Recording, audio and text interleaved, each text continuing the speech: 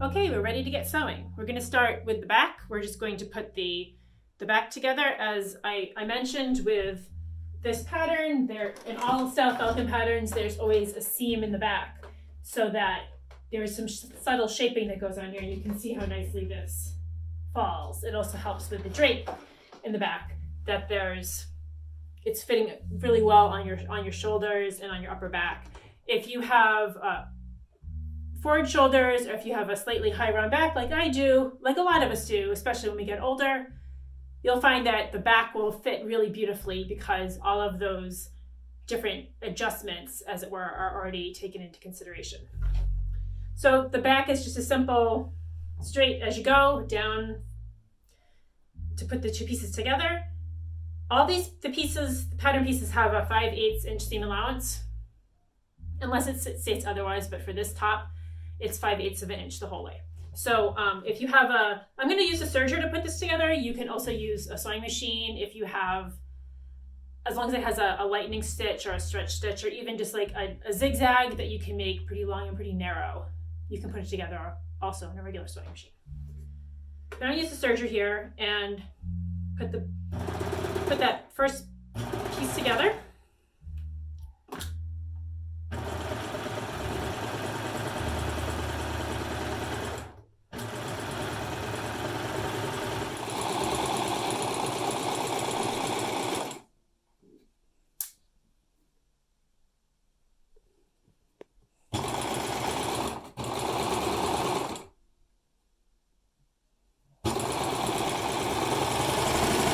So we have the back sewn together right here, and I'm just going to give it a quick press.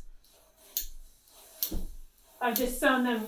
I'm using a 4-thread safety stitch, so there's no the two seam allowances are sewn together with the stitch. So just press it to one side, whichever side, it doesn't really matter. Just a word before we get started on using the lightning stitch or the zigzag, the narrow zigzag for sewing knits.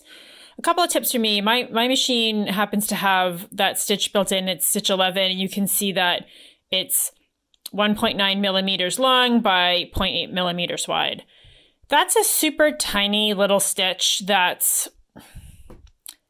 way too small for me. I mean, it's just, I feel like it can be longer and narrower, and you will still get that same stretch effect. So what I'd like to do is crank it up to about 3 millimeters long and narrow it a tiny bit so that it's about 0.5 millimeter wide. You still get same amount of stretch, but it's not such a tiny stitch that it takes forever to sew and you feel like you're going to go blind trying to see it. Here's a quick demo of the lightning stitch in action. This is the stretchier direction for the fabric. And so I'm just going to do a quick line of stitching. You can see how it does this kind of slightly sideways stitch. And when you sew it this way, you can see that the stretch for the most part is maintained, which is really what you want if you're using the lightning stitch to sew the Gorgeous Godet top or other stretch knits. The next thing we're going to want to do is just stabilize the shoulders before we sew them the front to the back. The shoulder, just right here, this little seam, it's a great idea to stabilize it with something. I like to use clear elastic. It's not super stretchy. You can also use a little tool tape or stay tape or whatever you have. But the idea is that put a little something right here on your shoulder and it will prevent the top from stretching out with wear over time. Okay, here's the front. This is the shoulder seam for the fronts of the Gorgeous Godet top. And here's a little bit of that clear elastic. And what we want to do is just kind of baste it on here in the seam line. So you've got a 5/8 inch seam allowance. So you want it to intersect with the stitching as opposed to just being caught or trimmed off if you're using a serger or whatever. So here it is, and then you can just do a quick baste of it for now.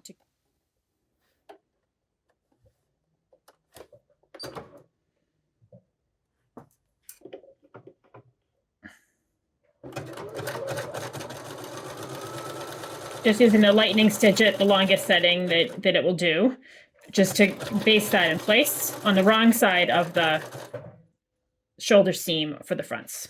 Okay, here's the wrong side of the front with the elastic basted on. So we're going to flip it to the right side. And then we've got the right side of this is the back shoulder seam. And we're just going to put that on top here. Hit it with a few pins. And then we're just going to sew this seam line together. I've been constructing this on the serger, but since I'm just sitting here in front of my machine, I'll just use the lightning stitch for the shoulder seam as well, just to get that done. And again, it's 5/8 of an inch seam allowance. So you should end up with the elastic sandwiched in between the two of them. It's not going to show. You don't want the elastic to show. You just want it to be there to give you some extra insurance against stretching.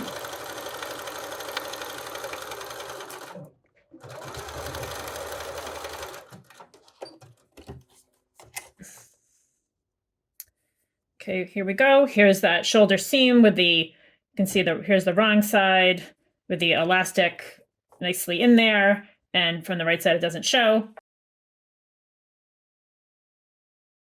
The next thing we're going to go over are the side gathers. As I mentioned, the Gorgeous Godet top has a little gather that runs along here. It's pretty subtle, but it's meant to take the place of the dart and to give a little shaping for the bust. And you can see that on the pattern piece, it looks like this sort of wavy lines here are just the gathering points. On the back, there are just 2 notches, and I put little pieces of Post-it notes so that I hope you can see it a little better. And then on the front, the wavy line is along here with the 2 Post-its. So you can see that if you just look at these 2 pattern pieces, they don't match up. One is quite a bit shorter than the other, and that's because you're meant to gather them. So the easiest way to do this is to pin together at the top. This is the armhole right here. So pin this together. This is the front and back, and the back is on the top and the front is on the bottom at the moment. It's easier to show you this way. And then you're going to want to match these points and these points. So just stretch this point until it gets here, until it matches stretching the back rather. Stretch the back so that it matches the notch on the front. And then you'll see the rest of it matches up, and you can just pin the rest, and then we will put it through the serger. I like to sew this with the top on the bottom instead of the other way around. Normally you like to have the larger piece, which would be the back, on the bottom, but I like to have the back on the top because that's the part that has to stretch and ease into the front. And so it's easier to have the back on the top for the stretching so you can keep track of it. So this, as I mentioned, these Post-it notes here are where are my notches. It's a little easier. I hope it's a little easier for you to see it that way. And we're just going to sew to that point. Then we're going to stretch along here till we get to this point, and then we're going to finish.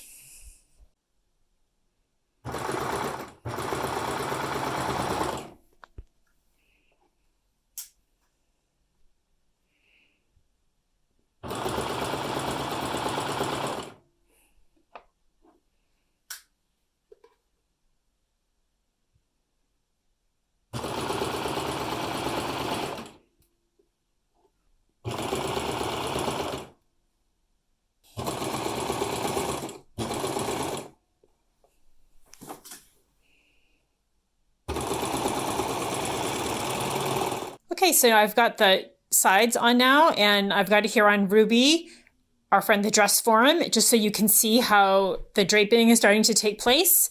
And here's your gathering right here along the side, and how it just creates this nice line.